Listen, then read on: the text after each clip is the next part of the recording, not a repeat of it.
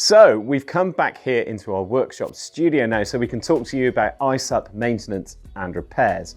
So first, the good news. Thankfully, inflatable paddleboards are incredibly resilient thanks to their tough construction and high pressure inflation. As long as you keep your board clean and dry after each use, especially if you've been using it in salt water, and you store it sensibly, you can expect years of trouble-free paddleboarding.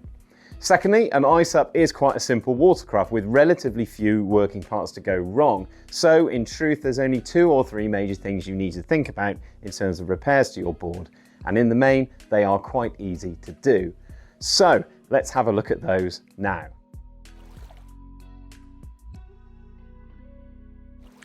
Puncture damage is rare, but the good news is that if your board gets one, it's as easy to fix as a bike tire. And everything you need to do that comes in your repair kit.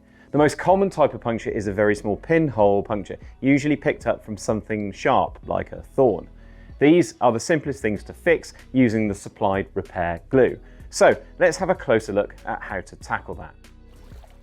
So first, you'll need to identify the area where your paddle board is leaking. You'll often spot the leak when you're out paddling, where air bubbles in the water give it away. But if you're trying to find that leak yourself back on dry land, then you may need to spray some water across the surface of your board until that reveals where the leak is coming from, like this one we can see here.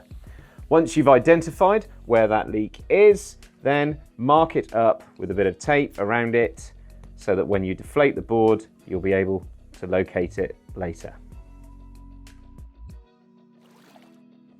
Now clean the area using white spirit to ensure that the surface is clean and grease free before you apply any glue to it.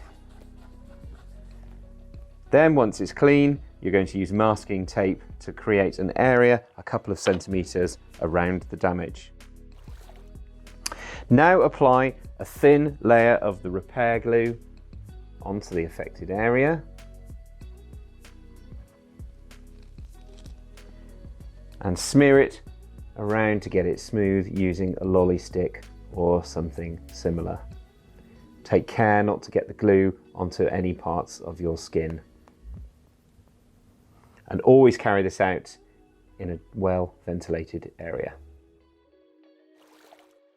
Allow the glue layer to dry for around 30 minutes and then you can apply a second thin layer in exactly the same way. To speed things up, you can use a hairdryer to dry things a bit quicker, but be very careful doing that and don't get the heat too close to the glue to cure it too fast. Once that second layer of glue is dry, you can remove the masking tape and get ready to reinflate the board. Once the last piece of masking tape is removed, allow the glue to cure for a full 12 hours before you put pressure back into the board. So for tiny punctures like that, that's all you need to do. The repair is barely visible and the glue is incredibly strong and effective. You can also use this method to apply a little surface protection to any badly scuffed areas of your board. If, however, the puncture is larger or more severe, you may need to apply a bigger repair using a patch. So let's have a look at how to do that now.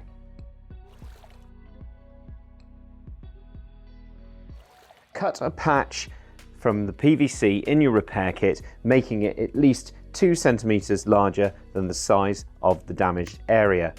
Clean both the patch and the area you're going to stick it to with white spirit to ensure that, again, they are clean and grease free.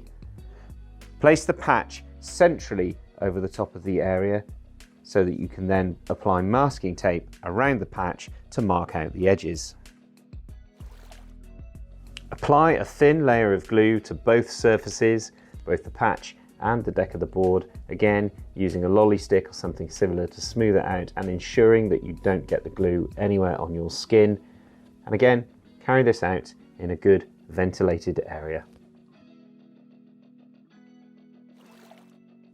Allow the glue to dry for about 5 to 10 minutes as you did before, and then carefully place the patch centrally onto the area, smoothing it out from the center. You should find it immediately grips. If any areas are wrinkled or don't grip immediately, you can use, again, a little heat from the hairdryer, apply apply some heat and smooth it out from the center.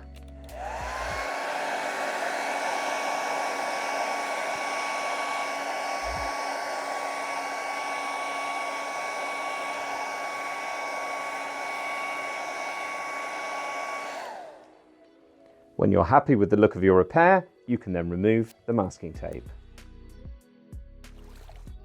The patch will now be firmly stuck to the board, but make sure you leave that for 12 hours before you reinflate the board, putting any pressure back into it to ensure that the glue has cured fully.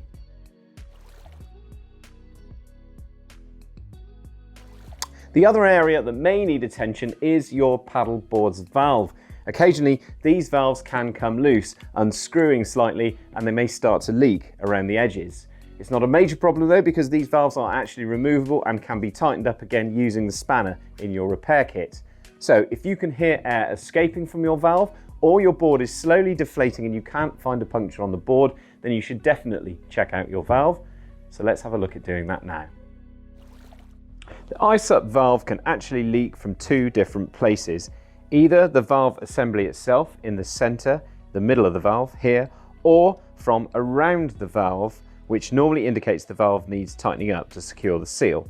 A quick and easy way to see which of these problems you have is to spray some water both into the valve, into the center here, where you can see if any bubbles emerge from the center. That might indicate the problem is there, or also around the valve, around the edge, and as you can see here, air bubbles are beginning to escape at the side, which suggests in the case of this one, we may need to tighten the valve up. If you do decide that your valve needs tightening up and you can see the air escaping here, then you take your valve spanner, place it into the center and tighten up that valve exactly as you would a normal bolt. Eventually, as you can see, the air bubbles stop escaping and you should be able to get the valve nice and tight again. If that doesn't work for any reason, it may suggest that there is a slightly more serious problem with the PVC under the valve, and it's good at this point to contact support and get some expert help to help you resolve this. If you find that air bubbles are emerging from the center of the valve here, then it may suggest that something is preventing the valve from closing and sealing inside. It may mean that the valve needs to be replaced. However, what you can do is unscrew the valve completely and remove it to inspect this.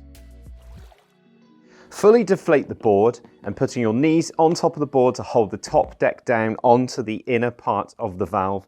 Use your valve spanner once again to unscrew the top part of the valve very carefully.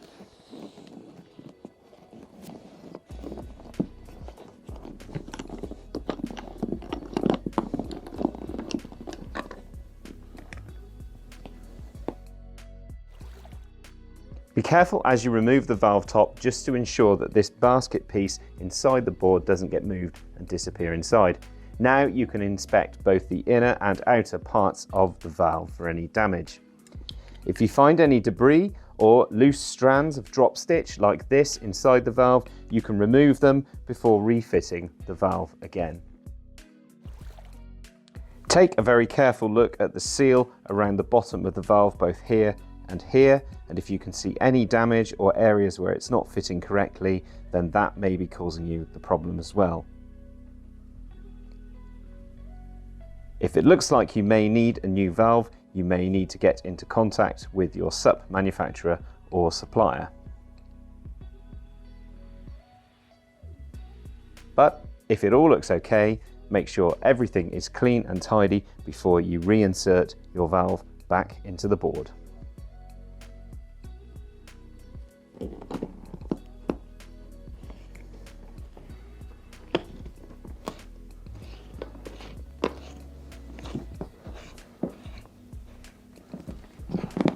Put the valve back into position, put the spanner back on it, and with a bit of pressure on the top of the board to stop the inner part spinning, tighten that up just a little more than finger tight until you're ready to reinflate the board and just check once again that no air is leaking. So those are the primary fixes that you can carry out yourself on your paddleboard.